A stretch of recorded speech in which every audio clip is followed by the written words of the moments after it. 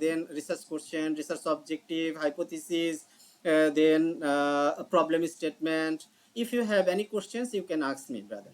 Anybody? Excuse me, sir. Can I ask? Abdi Wali, Muse, you raised your hand, but you did not say anything, brother. What's happened? Yeah, sir, I have a question. Can I ask you? Yes, please. Yeah, what I would like to ask you is that we have discussed it so far about the statement of the problem, isn't it? Therefore, statement of problem, as I have studied in my BSc, I have done that in such from general to specific, isn't it? We have to prepare in such a way.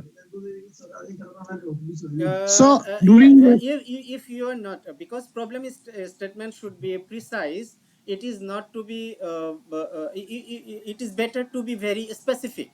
It is better, and along with not to be too general, yeah, very little general, but you have to be very specific according to your context, and give maximum references.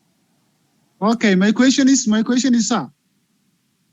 First, we have to mention the construction industry problems that are existing in the construction industry as the general problem. Is it must, or we have to specific to our region or our countries? Okay. Yes. Specifically, yes, you can give one or two statements about in general that the construction industry has a problem in different others country in different other context also this problem raised, but especially in our country context, this you will give more. Okay. Okay. Thank you very much. Thank you very much. Okay. Anybody have any other question? Excuse me, sir. Can I ask? Yes, why not? Please. Sir, my name is Simon from Pakistan, and recently defended my thesis. I just want to ask that I can. I was interested in combining two theories. Can we combine? Yes. For one matter. Yes. Actually, you know, in PhD study, I have seen if it is a broad study and more variables are working, more relationship we have in our framework. In that case, we always expect that the PhD researcher, they are using more than one theory. If you are positivist, if you are post-positivist, you have to be very particular in a single theory, because your intention is to modify or extend the theory. That's why you have to use a single theory. But if you are positivism under positivism, and you are objectivist and under positivism, and your intention is to get the results, your proposed hypothesis is significant, supported or not. In that case, we always assume that the PhD researcher, they will use more than one theory. Even I have seen 10 12 theories are being used for a particular PhD thesis. So but it is not necessarily to be more than one theory. You can use the single theory if it is one single theory is covering all the relationships and covering all the variables. In that case, no issue, no problem of using a single theory. But you can use more than, we always assume that PhD students, they are using more than one theory, because a single theory cannot, maybe if it is a very big work and more variables are there, and different phenomena are there. So we always expect that the PhD research will use more than one theory. Thank you very much, sir, for detailed answering me. Sir, one more question I want to ask, that hypothesis should be generic or specific, either it is a positive or negative relationship between variables? Okay. It depends on you, sister. Actually, based on the existing literature, if it is always found that there is a positive relationship, if always there is no chance of to become the negative relationship. In that case, it is better to have the unidirectional. There is this variable has a significant positive effect on this variable. So if you are assuming that though even though everybody getting the same unidirectional significant relationship, but you are as a researcher, you are assuming that in your context it might be the negative as well. So you can go for the yeah both. That is means you will not mention either positive or negative, just general. There is a significant effect of this variable over this variable. Either if the negative result comes, you will accept this one. If the positive comes, you will accept the result. If some relationship, there should not be any there cannot be either positive or negative. In that case, you can use the unidirectional, no issue. Thank you so much. Jazakallah khair. Okay. So any other Yeah, question? hello, doctor. Yes, please. Please, my name is Michael. Sound is low. Sound is low, very low. My name is Michael. Michael. Okay, Michael, I'm doctor. Michael Yeah, from Zambia. I Gambia. am a Okay, please PhD raise your applicant. voice, brother. PhD applicant. Please, I want you to explain the aspect of our research gap. Research gap. Please, I want to explain the aspect of research gap. I don't understand. Your Please, sound not I clear. want you to explain the area of research gap. Okay, Research we gap. will talk research gap in this literature review chapter, inshallah. Okay, fine. Now we are focusing on chapter 1 that we have discussed. If anything not understand by you, you can ask me now. Now I'm going for literature review. Sir, Yes, Can, please. can can I I ask a ask, question? Doctor? Yes, yes. Sir, it's related to One. theoretical contribution. Yes, please. Yeah, sir. It's related to theoretical contribution. So in my domain, behavioral finance domain, the main theory dates back to 1979, prospect theory. And what I'm working on is developing a conceptual model, which is arising from prospect theory, but I'm not contributing anything as such to prospect theory. So, what exactly constitutes a theoretical contribution? While my major goal is to develop a conceptual model. Okay. This the prospect theory, is it satisfying your whole model, or some part of So, it this is is satisfying? so just a part, like one of the variables is So coming from prospect theory. okay, you can bring another theory as well. It is better to support all the relationships. All of your hypotheses are developed from theoretical basis. Theoretical, all of the hypothesis has a theoretical foundation to support your hypothesis. It is necessary. And if it is like, if it's not coming from a theory, then it won't be, included in the. No, but the concept, but the whole phenomena is explaining. It is related. You can take the variables from the empirical. You might have the empirical support, but it must have a theoretical support as well. Because if you are in PhD level, in that case, we always expect all the variables, all the relationships are supporting by the theory. Okay, sir. Okay. Okay. Thank you. Okay. Anybody else? Yes, sir. Sir, my question is that how many hypotheses used in PhD research? If the hypothesis more than that, then the result may be complex and complicated or not. Okay. Normally, if around 10 to 20, it is better. If it is more than 20, then it becomes very huge. And I have seen if it is less than 10, we don't expect for a PhD work which has only less than 10 hypotheses. And even in a single study for a article publication, we sometimes have 6, 7, 8, 9 hypothesis. It is better to have more than IV, DV, and mediating and moderating variables. If you are including all types of variables and having more than 10 hypotheses, but do not exceed more than 20. From my expertise, from my point of view, from my perception is concerned, whatever I have supervised or around more than 300 PhD students, then I told them, and I told them, fix to your hypothesis. It is better to it is to be in between 10 to 20. Okay. Okay, doctor, can I ask, please? Yes, please. Okay, I have two questions here. Question number one is in the framework, can we have two DVs?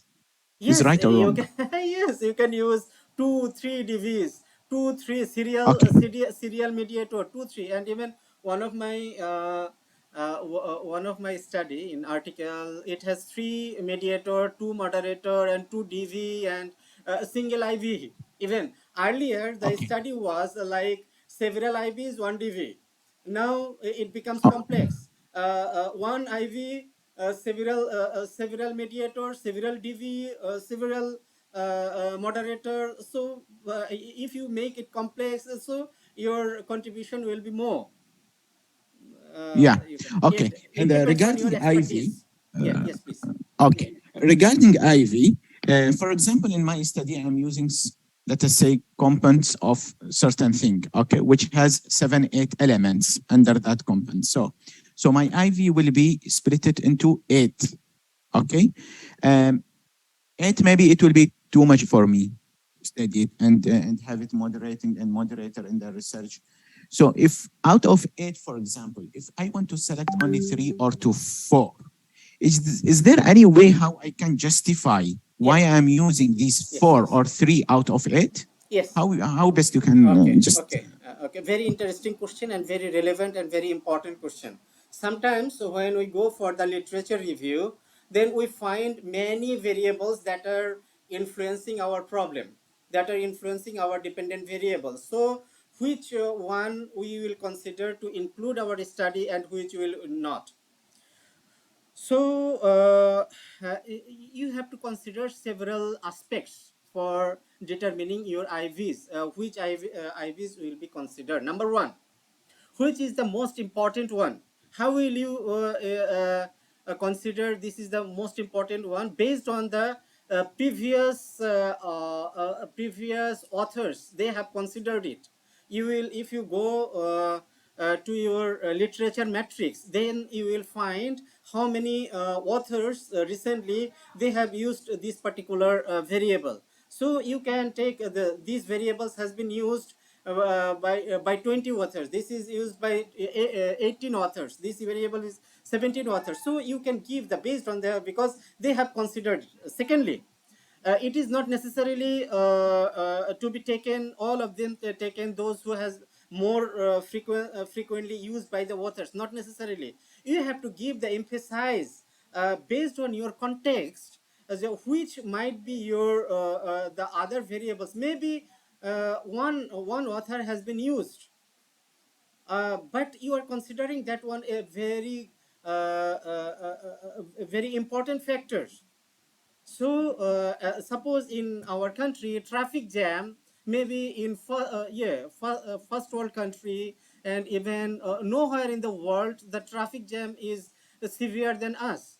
So in our country, for the productivity of employees, the traffic jam would be a very important one, but maybe nobody ever used this variable for employee productivity or employee performance. But in our context, in the context of Bangladesh, suppose the power cut, the load shedding, it might be one of the, suppose I am delivering a webinar, but 2 times we already cut off. This productivity, this enthusiasm, this motivation, that decline. So how, in which country we are living? And we cannot deliver a lecture over the, because due to the power, what the government is doing. So this is this might be in the different context. If someone is feeling feeling that this variable has a very important, important yeah important variable, important factor for that context, then the investigator can add that variable, brother. Thank you very much, doctor. Thank you. Welcome, welcome. So I think I can proceed, inshallah. Maybe your questions may solve in our upcoming discussion. So I would like to proceed, inshallah. So literature review, under the literature review, normally we consider these are the different aspects that we normally consider. That is introduction of the chapter, then literature review or DV, IB, mediator, and sometimes we don't understand what will be the sequence of writing the literature review. Yeah, the IV will come first, mediator or DV. So I have written over here, DV will come first in the literature review. Then IV, you will the latest literature review, you will put the IVs, and then mediator, then you will put the moderator. So this is the sequence that we always maintain. If you maintain in this way, then no examiner ever asked you why you have in haphazardly you have written your thesis. So try to follow this one. Then gaps in literature that we will discuss. Then underpinning theory or theories, theoretical framework, conceptual framework, hypothesis development, and chapter summary. Sometimes we are puzzled. How many literature we should read? We should go through. So what is the limit? Can anyone can explain what is the limit of literature review? How many literature we should uh, uh, review? Anyone have any idea? There's no limit, sir. Of course, there is limit, but you have to go to the saturation point. That is very important. Yes. Okay, anybody have any idea?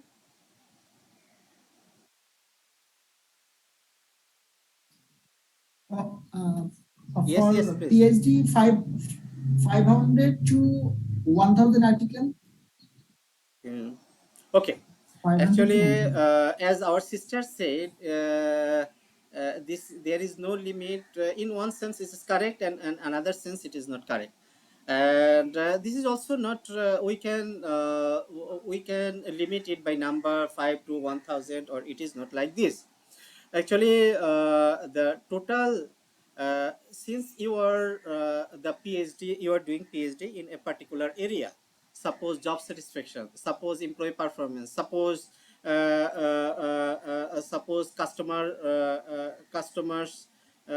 customer satisfaction, or product image, or different other things.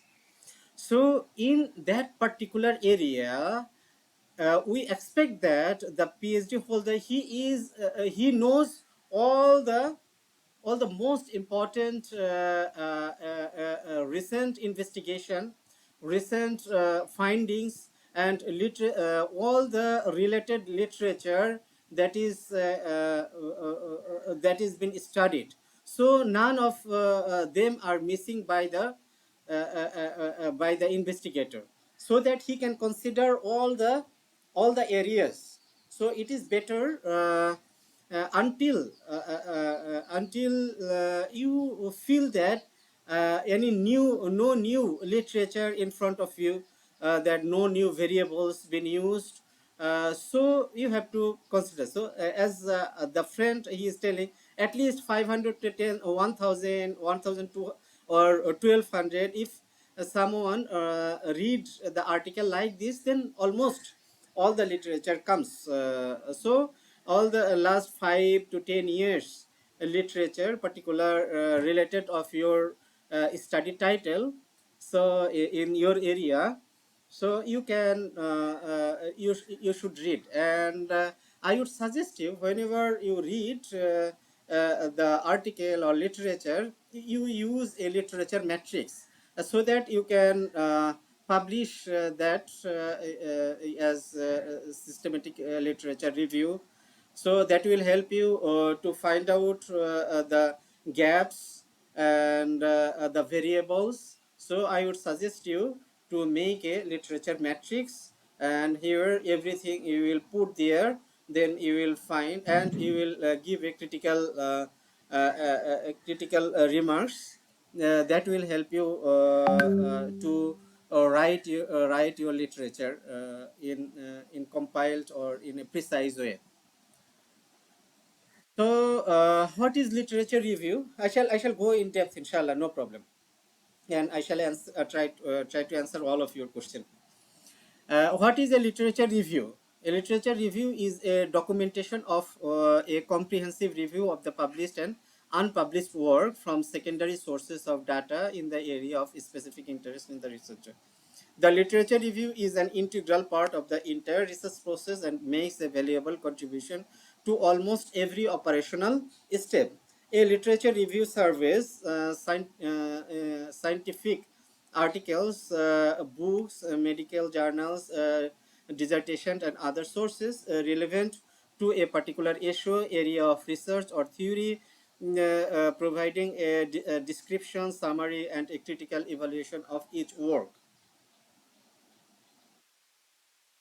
Then purposes of literature review: to demonstrate your knowledge of the subject. I would tell you that is in your particular area, in your study subject, nobody in this world know better than you.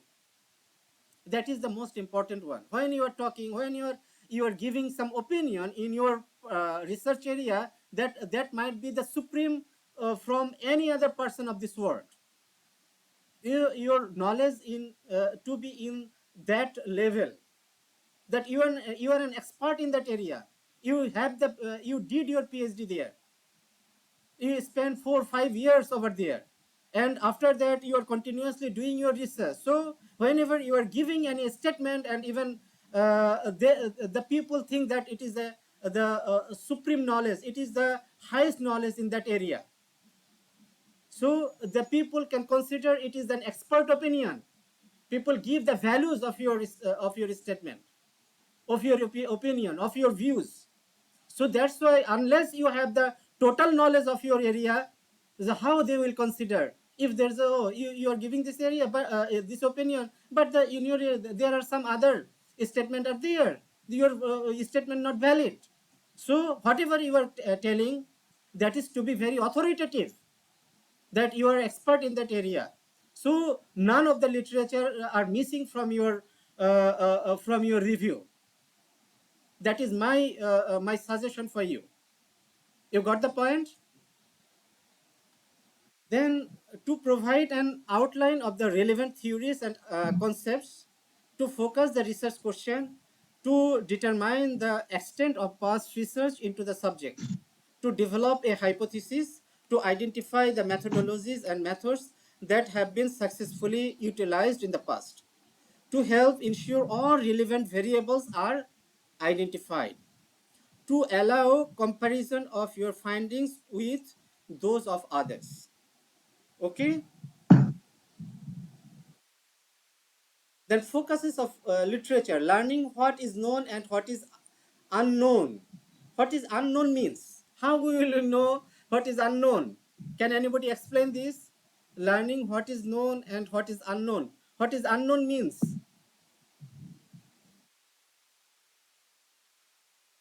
How can I know what is unknown? Anybody have any explanation?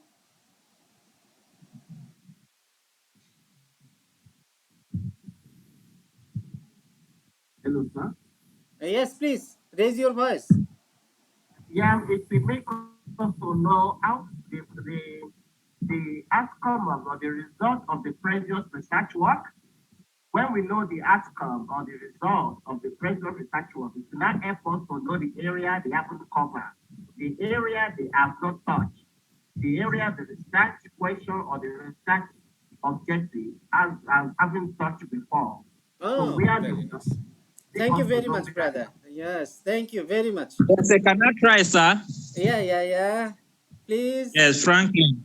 Yes, Franklin. Yes, brother. Yes, I think the known is gotten from empirical review the research that has already been done, and the unknown has to do with what actually you intend to do new.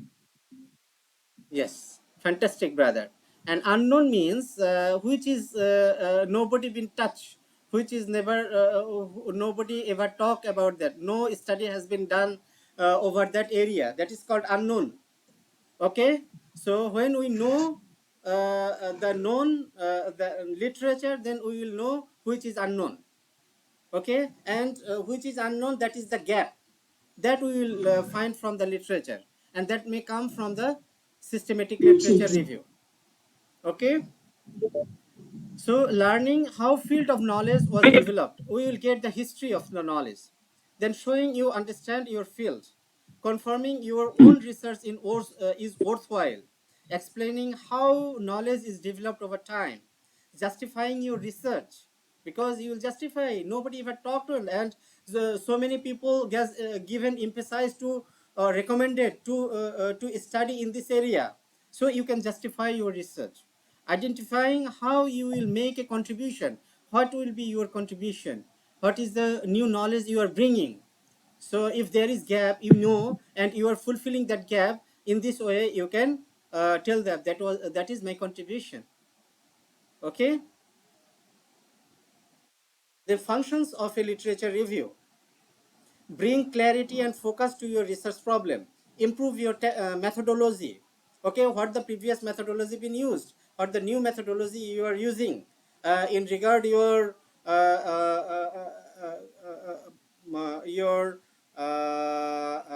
your data collection, sample size determination, using of analysis tools. Then broaden your knowledge based in your research area. It will contextualize your findings. Ah, so these are the functions of literature review. Then procedures for reviewing the literature, how you will in which way you will what are the different steps in literature review. Searching for existing literature in your area of study, review of the literature selected, and develop a theoretical framework, develop a conceptual framework, and writing of the literature reviewed. Okay, what are the different sources that need to review? Yeah, journal articles, books, conference proceedings, government or corporate reports, theses and dissertations, internet, all of these sources you can use for reviewing your literature. And assessing the literature, how will you assess, evaluate your literature? What is the source of the literature? If your article are published in a very impact factor journal, SSCI journal, or ISI journal, or Scopus Index, or Taylor and Francis says, and very good Emerald, if this literature are from your literature are from those sources, then it has a high value.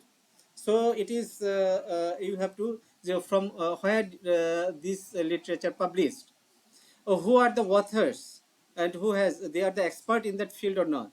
What other work have they published in a similar area? Is the piece of literature yeah, referenced elsewhere in other articles or the subject area? If so, are such references positive or critical?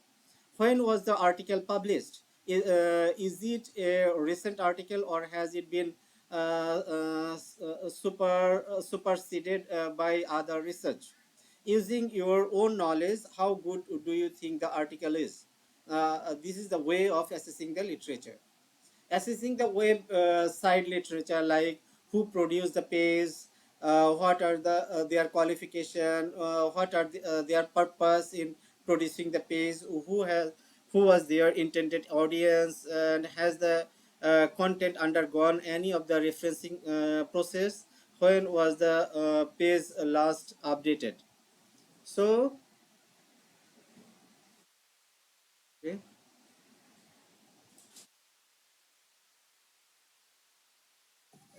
Systematic literature review, how we will do here, we have the meta-analysis and meta-synthesis.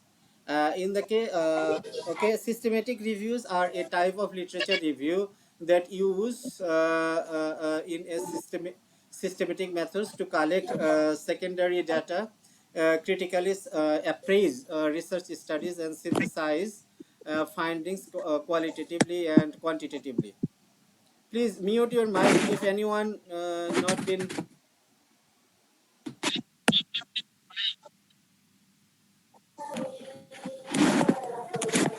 Mahbub Anam, please mute your mic.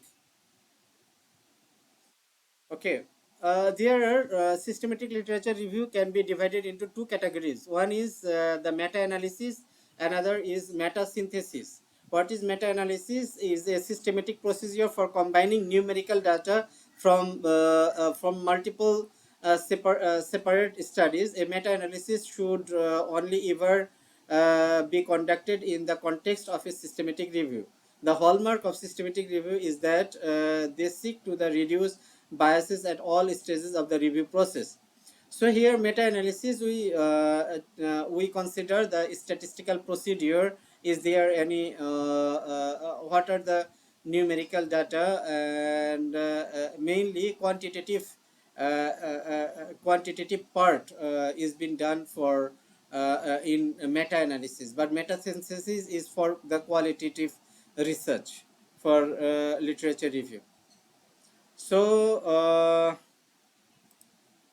how we will write down our literature review, how we will come out for literature review.